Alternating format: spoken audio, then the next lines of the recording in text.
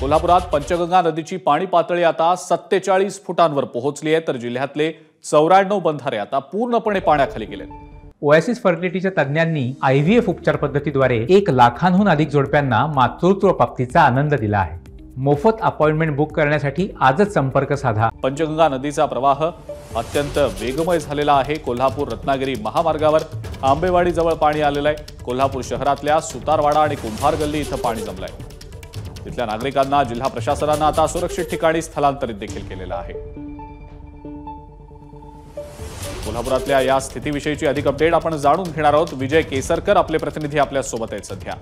विजय, कोल्हापूरमध्ये पंचगंगा नदीची पाणी पातळी आता 46-47 फुटांवर जवळपास पोहोचलेली आहे आणि 94 बंधारे सुद्धा पूर्णपणे पाण्याखाली गेलेत। सध्याची नेमकी काय स्थिती आहे?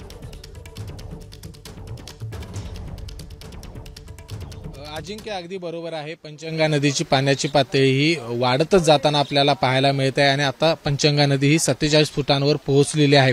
आपण जर बघितले तर ही दृश्य आहेत ही कोल्हापूर रत्नागिरी महामार्गाची दृश्य आहेत आणि या महामार्गावर जवळपास 3 ते 4 फूट पाणी आले। एखाद्या नदीचं पात्र या ठिकाणी वाहतंय की काय अशा पद्धतीचं चित्र या ठिकाणी पाहायला मिळते आणि म्हणूनच जिल्हा प्रशासनानं नागरिकांना सतर्कतेचा इशारा दिलेला आहे। 94 बंधारे पूर्णपणे पाण्याखाली गेले आहेत। याच मार्गावर पुढे गेल्यानंतर प्रयाग चिखले असेल, आंबेवाडी असेल ही गाव आहेत जी सगळ्यात आधी महापुरामध्ये बाधित होतात। तिथल्या नागरिकांना सुरक्षित ठिकाणी स्थलांतरित करण्यात आलेलं आहे।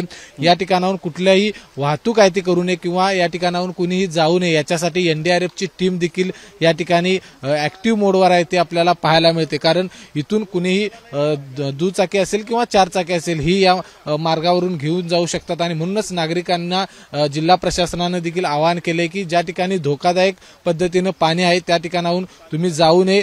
खास करून जे पुराचं पाणी आहे ते पाहण्यासाठी खूप गर्दी करत असते ती गर्दी देखील करू नये अशा पद्धतीच्या सूचना आहेत त्या दिलेल्या आहेत। कोल्हापूर शहरामध्ये जर आपण बघितलं तर सुतारवाडा असेल, त्याचबरोबर कुंभार गल्ली असेल या ठिकाणी देखील पाणी आलेलं आहे। व्हीनस कॉर्नर या ठिकाणी आता पाणी यायला सुरुवात झाली। त्यामुळे जिल्हा प्रशासन हे देखील आता सतर्क झाले आणि नागरिकांना ज्या सूचना देते त्या सूचनांचं काटेकोरपणे पालन करावं अशा पद्धतीचं देखील सांगण्यात आलेलं आहे। कारण ज्या सूचनांचं जर पालन झालं नाही तर त्या ठिकाणी स्थलांतरित करण्यासाठी किंवा त्या नागरिकांना अडचणी निर्माण होऊ शकतात।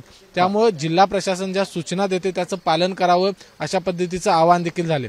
अजिंक्य, विजय, धन्यवाद सविस्तर माहिती आपण दिलीत त्याबद्दल आणि कोल्हापुरातल्या या पावसासंदर्भातले अपडेट सातत्यानं तुमच्याकडनं आपण जाणून घेणारच आहोत।